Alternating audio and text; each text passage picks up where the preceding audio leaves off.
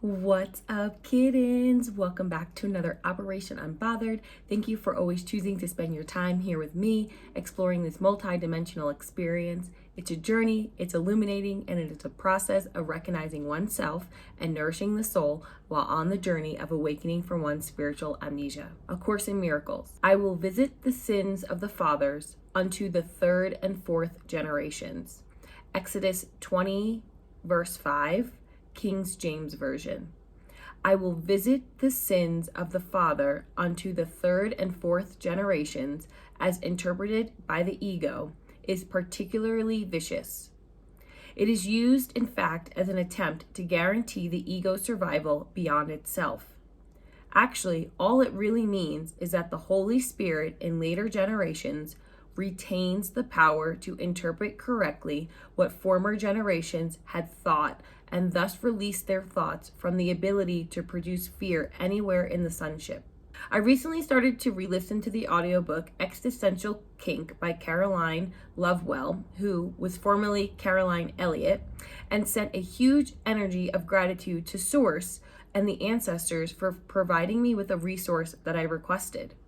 The other day I shared that I was encountering the experience of binge eating due to various environmental, emotional, and spiritual triggers.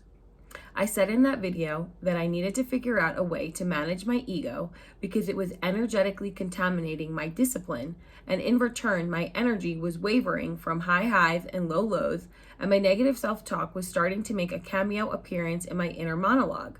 I am delighted to say that although the ongoing spiritual warfare attempts have been as persistent and consistent as my morning routine, I continue to cancel and rebuke and send my one-way spiritual postcards of blessings and abundance to each person who has done nothing wrong, as I understand they have their own contract deliverables with their demonic energies to fulfill, and when one is a miracle worker, a light worker, and in alignment with one's highest frequency, and has each of their steps ordered directly by Source, it creates a direct energetic line to me, the source of the illumination. The term salve et coagula is mentioned in the introduction chapter of Existential Kink regarding the process of a caterpillar's metamorphosis into a butterfly. After a quick Google search, I got this direct definition.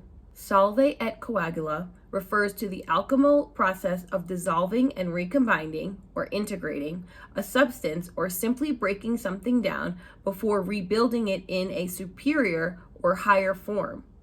To become a butterfly, a caterpillar first digests itself, but certain groups of cells survive, turning the soup into eyes, wings, antennae, and other adult structures. The process of a metamorphosis is the complete dissolving of a known, in this case the caterpillar, the keeping of some core components, and composting the rest into a new outcome, which would here be the butterfly.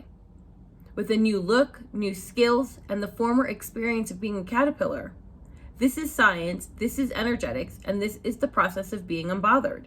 Evolving from past selves and representatives into a version, which in my universe, I believe I die and I am reborn every day, that becomes more and more pruned and aligned with Source through miracle-mindedness and my highest frequency of knowing, which for me is the continuous affirming that I am a fragment of Source, and therefore I am you and you are me.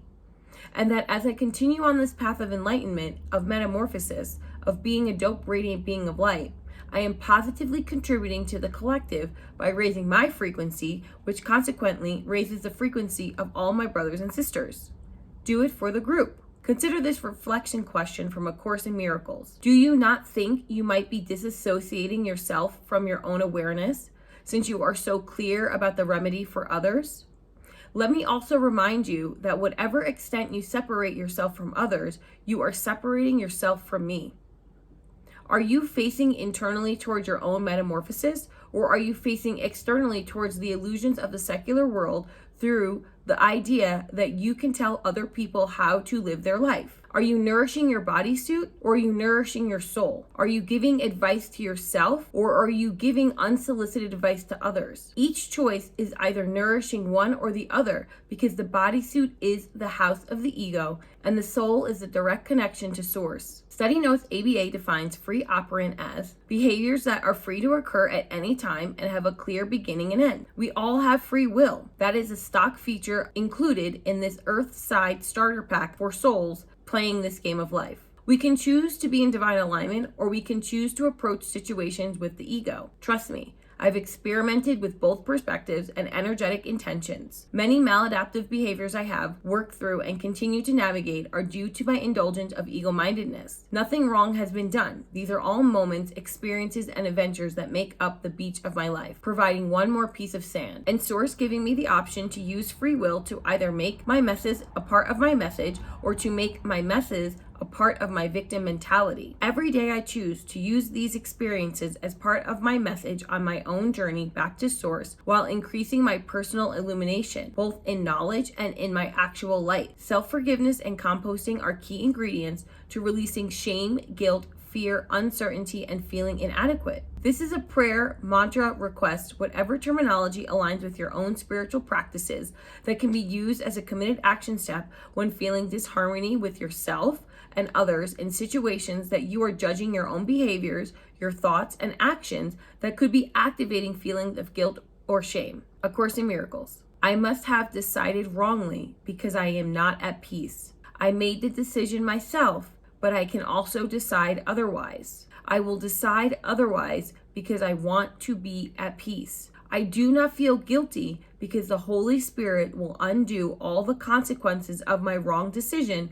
if I will let Him. I will to let Him by allowing Him to decide for God for me. Remember, you can always begin again, and you can always surrender to Source. You can also ask for help from your spiritual entourage, Source, the Holy Spirit, your ancestors, deities, your highest aligned frequency. That is the blessing. That is the abundance. That is the divine gift of being wholly and authentically in the divine energetic frequency of being unbothered. The answers you need, the support you seek, the clarity you search for is already within you. With that, everyone, I wish you a grand rising, a grand afternoon, a grand evening, wherever you are in the world. Blessings and abundance, love and light on this journey, and I will see you tomorrow. Bye.